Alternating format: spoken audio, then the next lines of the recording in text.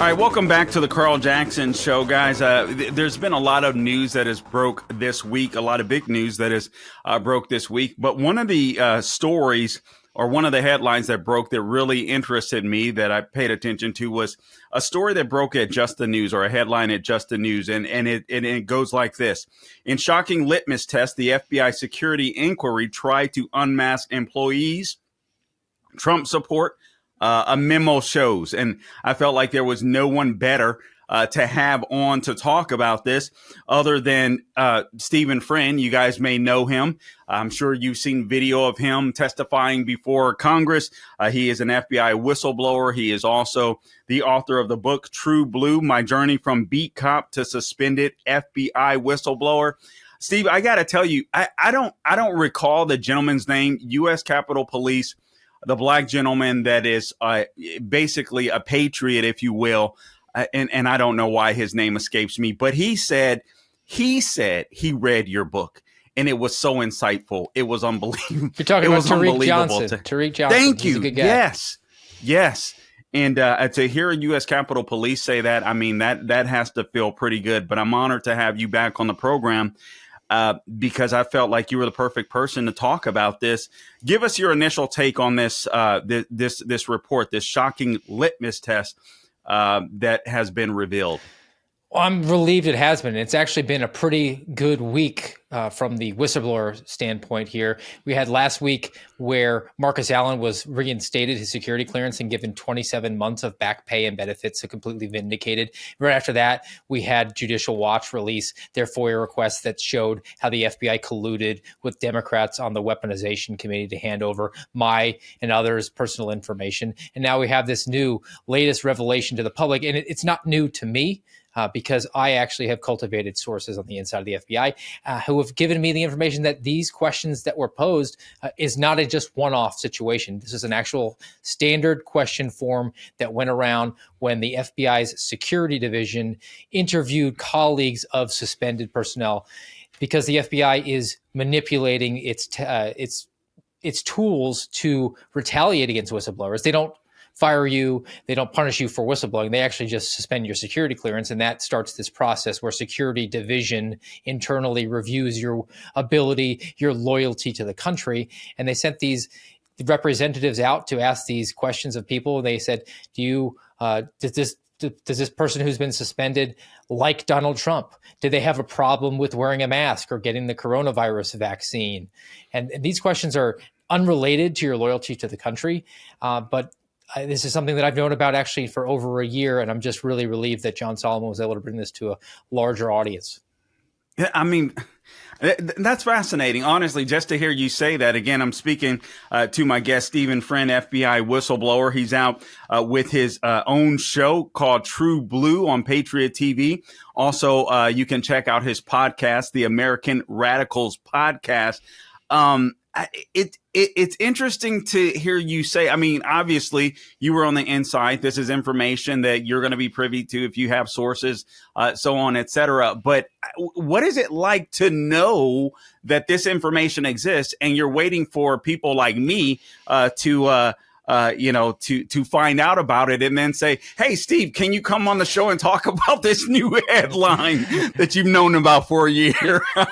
You could easily get wrapped up around the fact that you feel like you're screaming into the ether. I've gotten accustomed to that for the last almost 2 years at this point. But at the same point, I'm really grateful.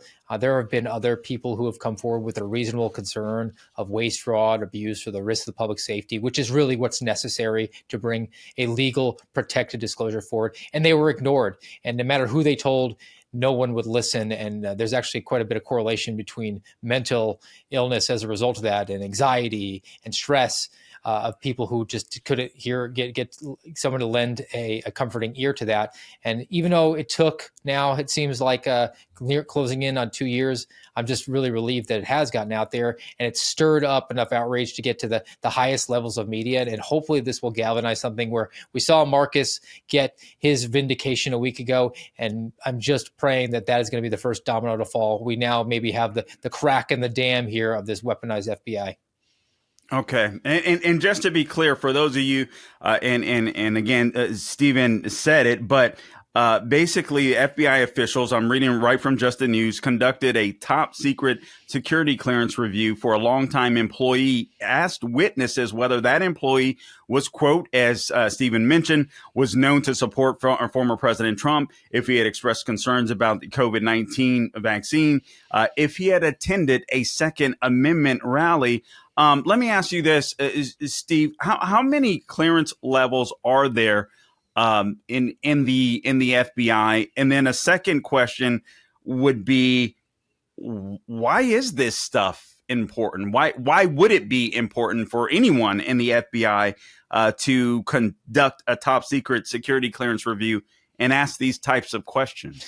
Well, you have various levels of security clearances, and you can go all the way up to what they call a TS-SCI. And those are the guys that are going into the sensitive compartmentalized information room where you can't bring a cell phone because you're looking into national secrets. And even that is compartmentalized beyond that, because you get the top secret security clearance. It doesn't mean you could look at, hey, what's going on in Area 51 and then the JFK assassination. You have a very specific lane and a very specific need to know. But in order to actually work and be in the area and the ability to handle this sensitive information, you do have to have a security clearance. Every agent in the FBI has to have one. Now, right. That is the hack for the FBI and other agencies to use to get rid of people they deem to be a problem. Now, I came forward with my concerns. And as opposed to being able for me setting it up so that I could say, look, the FBI retaliated against me for bringing my concerns forward, the FBI found a way, because there is legal precedent. They have a very broad interpretation of someone's ability to hold a security clearance. It's the Supreme Court decision called Navy versus Egan. And essentially, it was held that the agency can decide who can have a clearance and who not for whatever reason they really want to have. So the FBI, in my case, said that Steve has a dubious and maybe lacks the necessary loyalty to the country because he looked at the employee handbook improperly. So we're going to need to investigate that, indefinitely forever. And he can sit there unpaid, or he can just resign and move on and try to get outside employment.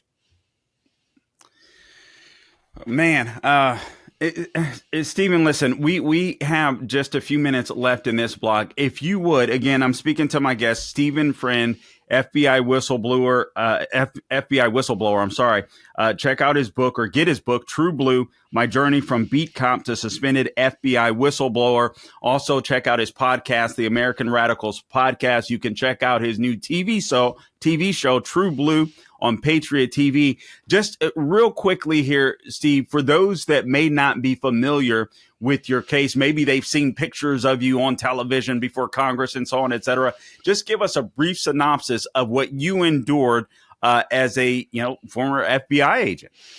Well, I brought forward my concerns. It was a two-pronged concern. One was that the FBI was departing from the way that it manages its terrorism cases and creating this false impression that there's a lot of terrorism cases out there when there's not. And secondly, we were going to send a SWAT team to go arrest a January 6th subject who, when he was interviewed, he said, "I will cooperate with you." And we waited 18 months with no contact. We're then going to send a SWAT team to arrest him. And I thought that was an unnecessary risk to his safety. And those are my concerns. I was suspended within 30 days. The FBI leaked my medical information to the New York Times and told them I was under investigation for shooting a firearm in my backyard. My wife lost her job within a few weeks under, we'll just say, very dubious circumstances. The FBI compelled me to participate in a security division interview where they tried to get me into what's called a 1001 trap, the lying to a federal agent trap. Wow. I received a gag order from the inspection division of the FBI that said I was not allowed to talk about my circumstances with my family, my friends, my spouse, or my attorney. And I actually put in multiple requests for outside employment because I was unpaid indefinitely for over 150 days. And the FBI rejected those outright within 24 hours. And they don't allow you when you're in when you're in the situation that you were in. They didn't allow you to go out and find other employment. Is that correct? They do not. You can put in the request, but you're limited to $7,500 total, and even beyond that, they have to approve it. That's annually. That's annually. It's clearly an effort to bleed you white financially because it would be much easier for people to resign and accept a position. Ultimately, I had to do that regrettably, and I kind of rue the decision I made, because I kind of hope that I wish I just accepted the job and then dared me to fire it for trying to feed my family. But there you have my colleague and my co-host of the American Radicals podcast, Garrett O'Boyle, who's been unpaid, indefinitely suspended for 22 months now, and he has 4 small children. And this is the man that Garrett O'Boyle, they literally, the FBI, if I recall correctly, transferred him to another state, and basically he had nowhere to go when he got there, if I recall correctly. That's right. From Kansas to Virginia, they seized his household goods, took his gun and his badge, left him unpaid, indefinitely suspended, and homeless as a result of that. His girls didn't even have their coats for the wintertime. Unbelievable. This is the FBI. And again, we're talking about this headline that broke earlier. In shocking litmus test, FBI security inquiry tried to unmask employees Trump support, according to a memo. We're going to talk about this more on the other side, as well as the revelation that Nancy Pelosi admitted that she played a part in J6. She had some responsibility. We'll be back with more. Stay tuned.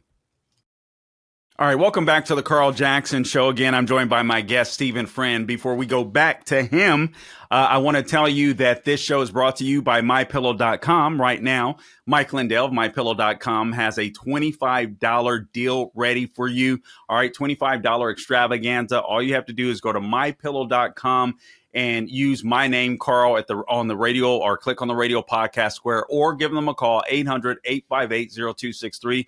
You know, Mike has been canceled on some of these shopping networks at the big box stores. Well, he's going to bring the savings directly to you. MyPillow.com. Promo code Carl. Take advantage of this $25 extravaganza. You know that Father's Day is right around the corner. The My Pillow slippers are $25. You got the Giza, the My Pillow with the Giza fabric, only $25. You got bath towels. You got dish towels. Just check it out, mypillow.com, promo code Carl. All right, I'm going to go back to my guest, Stephen Friend. You guys know him as the FBI whistleblower. He's out with a new TV show, True Blue, on Patriot TV. Also, co-host of the American Radicals podcast. Also, author of True Blue, My Journey from Beat Cop to Suspended FBI Whistleblower. So I encourage you to go ahead and purchase that book as well. But we were talking to Steve before we went to the break about this headline that broke, or this news that broke. And in shocking litmus test, the FBI security inquiry tried to unmask employees Trump support, according to a memo. And they were speaking about one particular employee of the FBI who apparently was a Trump supporter that was against taking the COVID vaccine, and also attended a Second Amendment rally. And so his security clearance was revoked. So this is absolutely crazy. But Steve, listen, we were talking offline, and I do want the audience to hear this, because this is so important to me. The economy is important. Crime is absolutely important. This stuff is going to impact everyday Americans. I don't want my family hurt, or by criminals, by anyone. And obviously the economy, everybody's struggling to some degree with Bidenomics. But I do have to say, on a macro level, if we don't get this thing right with the DOJ, if we don't seal our borders, where God knows who's coming into this country, on top of that, we don't have a country, do we? No, we don't. And I think the reason that we founded this country was because our founding fathers perceived that the government had become weaponized against them. So if we're going to devolve into weaponized government again, that's going to be the end of the republic. And particularly when the weaponized government that my subject matter expertise happens to fall in is the quote unquote premier law enforcement agency for the nation. So effectively, they have the ability through force to take away your life or your freedom. I can't think of anything that's more fundamentally risky to us continuing as a going concern as a nation. Yeah, I mean, we're really living in scary times, and I'm being just transparent with those of you that are viewing and the listening audience. Can you imagine the FBI knocking on your door one day? I mean, we've seen the documentaries, but can you imagine the FBI knocking on your door and you absolutely have no recourse? They throw you in jail, whether you're a pro-lifer or you for whatever reason they see fit. What are you going to do? I mean, again, the economy it's the economy stupid. We know the economy wins elections, but we're dealing with issues that are so much bigger. We are dealing with a police state like I don't think we've ever seen before in this country. Maybe I'm wrong. They're not hiding But it. They're not hiding it. So Christopher Wray went to the Senate Appropriations Committee a week ago and gave a speech asking Congress to give him $11.3 billion for the fiscal year of 2025. And included in his opening statements, he said that the greatest threat to America is domestic terrorism, and specifically something that is called an anti-government, anti-authority, violent extremist. The acronym is AGAVE. Now, the FBI and Department of Homeland Security have co-authored a document that actually defines what an AGAVE is. And they say an AGAVE is someone who has a perception of government overreach or negligence. That's it. So anyone who thinks that they can't perception of government overreach. So basically every American. Correct. 56 men signed a declaration. They would all be in the crosshairs of an FBI investigation now. And beyond that, the FBI is doing things to use workarounds for their own caveats, because Christopher Wray will say, we don't investigate you for your First Amendment speech or for your religious worship. However, they do take things from these quote unquote nonpartisan organizations that are far left and have affiliations with far left organizations. And they'll say things like, we're funding a study that says that Christian nationalism is a great risk. Well, what is Christian nationalism? Because people who attend church might be black, white, blue, purple, green. It doesn't matter. But their beliefs are refracted through white supremacy, and that is racially motivated violent extremism. Ergo, the FBI can investigate you. And according to an organization like the Public Religion Research Institute, 40% of Americans are adherents or sympathizers to those beliefs, and that correlates with having a preference for Donald Trump to be the elected president. Again, I'm speaking with my guest, Stephen Friend here. Check out his podcast. It is called the American Radicals Podcast. Check out his TV show, True Blue. Steve, is there a need for the FBI? I mean, really, if we woke up one day and the FBI no longer existed, would you say that is a benefit? Would you say that is a negative? Are you neutral on that? Does that make sense? It needs to go away. And for anyone who is hesitant to say that, you have a proof of concept in 2020. Because of the lockdowns, federal law enforcement essentially shut down for the entire year. We were told, don't come to work, don't do anything. And you know what? Not a whole lot happened at the federal law enforcement level. There was a lot of civil unrest, but that was mostly due to local agencies essentially letting people run amok. And the FBI, whose responsibility was to stop domestic terrorism like Antifa and Black Lives Matter riots from happening, they didn't do anything about it. So as a result of that, it sort of gives us an idea for we can operate without an FBI. The country existed before the FBI.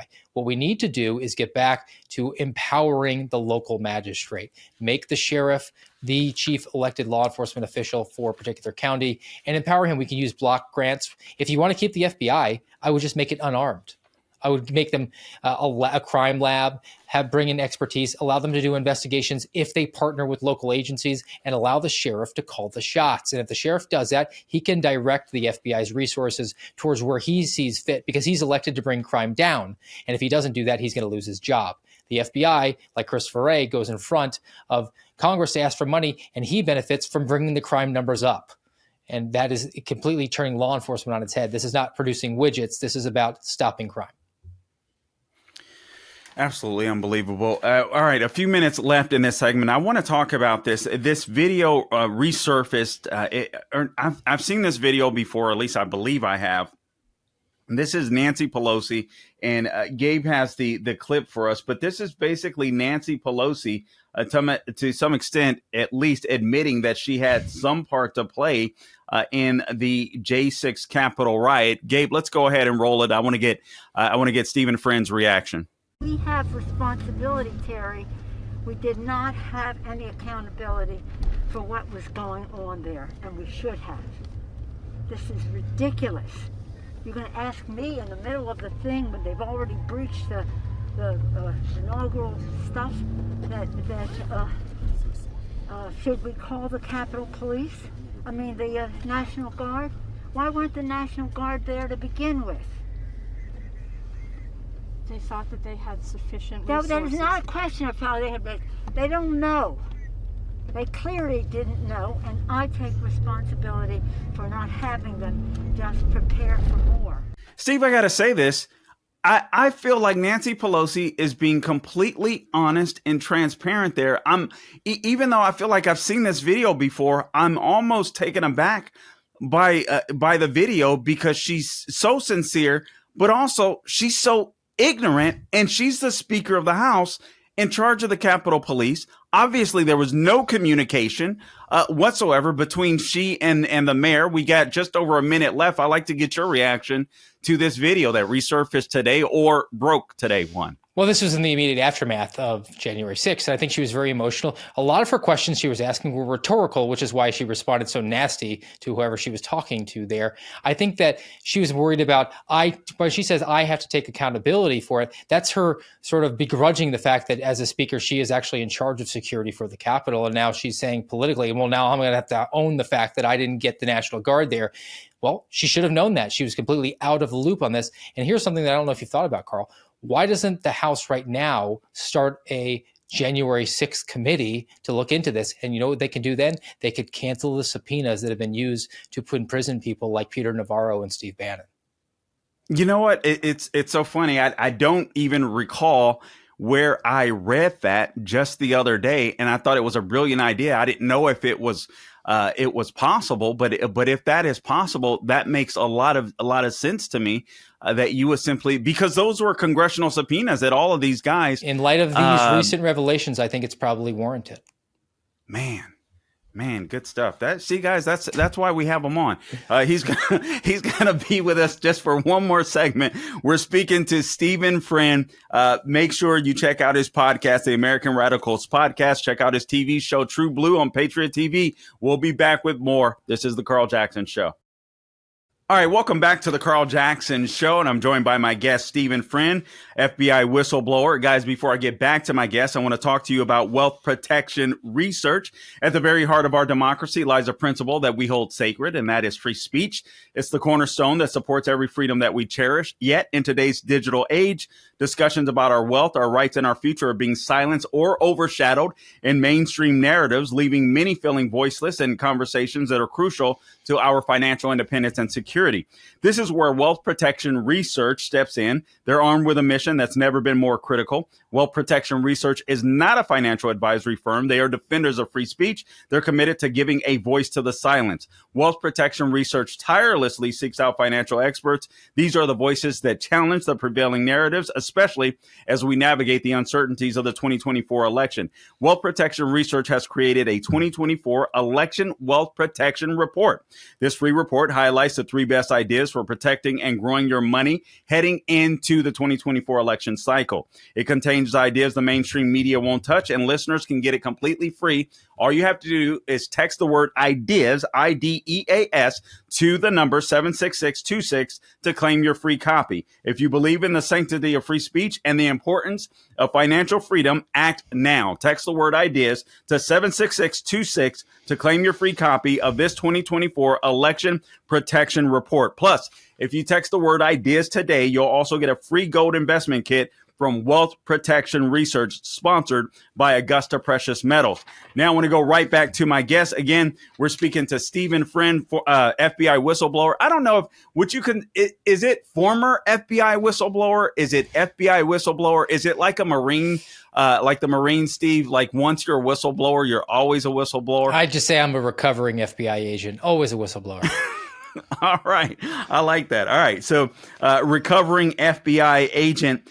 Guys, and I would encourage you, again, check out his TV show, True Blue, on Patriot TV, the American Radicals Podcast. Make sure you get his book, True Blue. This guy is a wealth of knowledge, as well as his colleagues, especially when it comes to the FBI. I really believe that, listen, if we're going to restore America to the America that we all love, we've got to get rid of this so-called deep state, the DOJ, the FBI, It's absolutely insane. We also have to control our borders. So the deep state, if you will, the DOJ, the FBI, running amok, abusing their power. Actually, Steve has written a column on, and he mentioned it in this show as well, how you can basically disarm the FBI and make them useful if you're not going to abolish them entirely. But also, I want to take Steve to the border. I want to play a video for you, Steve. I want to get your reaction to this. This is Alejandro Mayorkas and his reaction to the border. I can't. I have a hard time hearing this guy's voice. I can't stand this guy. I think he's the epitome of evil. Almost every week we have somebody on or we play a video and Gabe is like, that's the Antichrist. Well, I don't think this guy is the Antichrist. I think this guy is part of, a spawn of Satan. But this is Alejandro Mayorkas. He says we have built safe mobility offices in Colombia, Ecuador, Guatemala, Costa Rica to reach people where they are, so they don't have to take the perilous journey. What? Anyway, let's play the video. I want to get Steve's reaction to this. We have increased the number of refugees that we will accept from the Western Hemisphere. We have built safe mobility offices in Colombia, Ecuador, Guatemala, Costa Rica to reach people where they are so they don't have to take the perilous journey. That blows me away, Steve. So we reach illegal aliens where they are, or migrants where they are, so we can make them illegal aliens in our country. I mean, what is this guy saying? Well, he's admitting to multiple crimes. If you're, from my perspective, he's being derelict in his oath of office to protect and defend the nation against all enemies, foreign and domestic. I guess he'd probably have to protect the nation from himself at this point, because he's willingly bringing in illegal aliens and dumping them into the interior of the country. And I share your sentiment with my disdain for him. I think it's actually part of his posture. He actually holds his nose up like Mussolini, so he can look down his nose at you. But yes, what I'm waiting for is what I continue to call for and continue to wait on, and that is a guarantee of mutually assured destruction through lawfare. We've seen it on one side where they're able to charge a former president with, I don't know, like 91,000 felonies at this point. Where is the red state attorney general charging Alejandro Mayorkas with a crime for bringing illegal aliens into their state? Let's do it. Let's turn our launch keys, because the only way that this ends is if the other side feels the same pain that they're inflicting on us. And I'm glad you said that, Steve, because I got to tell you, I know it's a mixed bag with conservatives on this issue.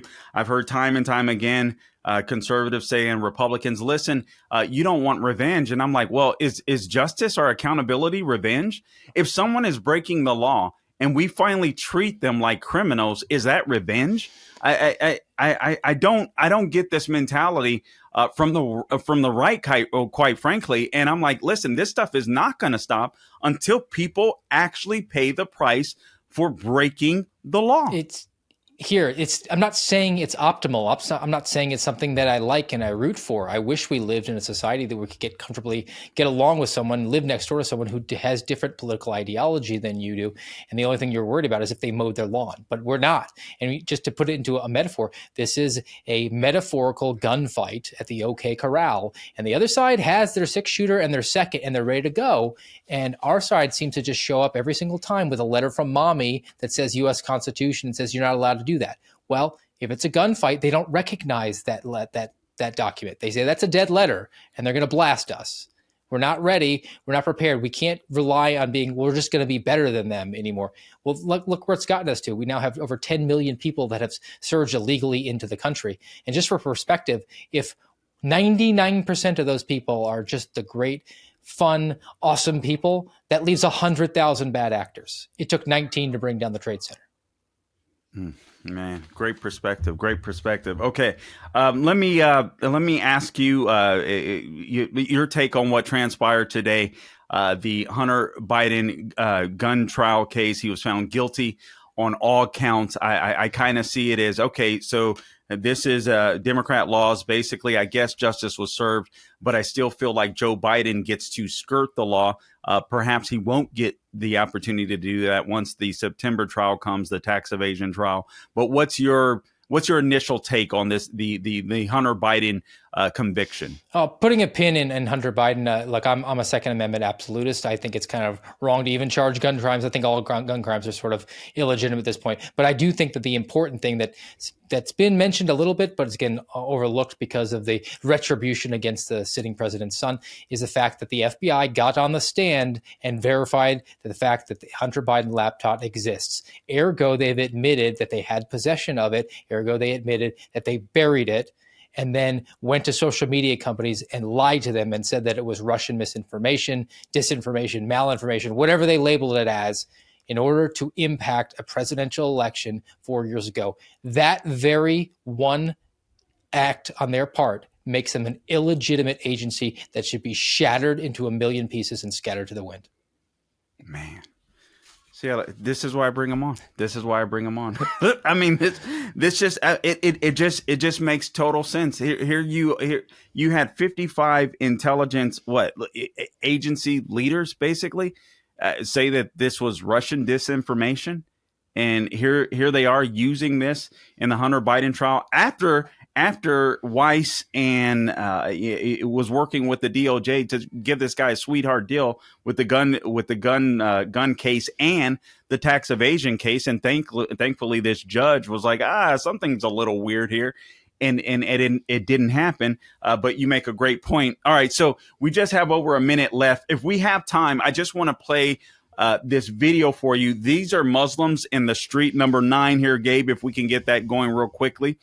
Muslims in the street of Europe, they've had an open border crisis, so to speak. The radical Muslims have taken over. I want you to watch this, Steve. Then I want to get your take on it, because we saw something like this last weekend in Washington, D.C., and we didn't hear much about it on the news. Let's roll it, Gabe.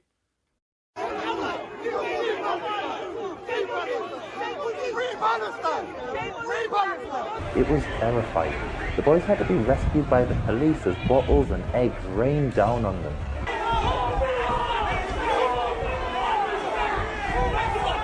Mohammed Hijab then threatened a police officer that he'd kill the boy's dog if he saw it again.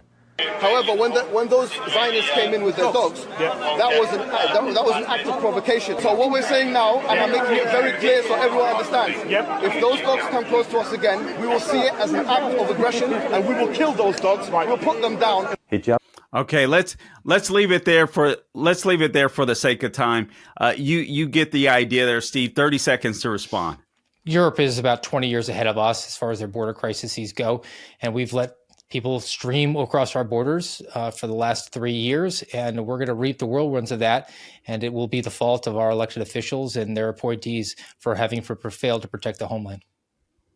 It's absolutely amazing as the FBI, the DOJ continue to go after domestic terrorists that don't exist. Real terrorists are coming in through our borders. Stephen, friend, thank you so much for joining us today. Really appreciate you, man. Thanks, Carl.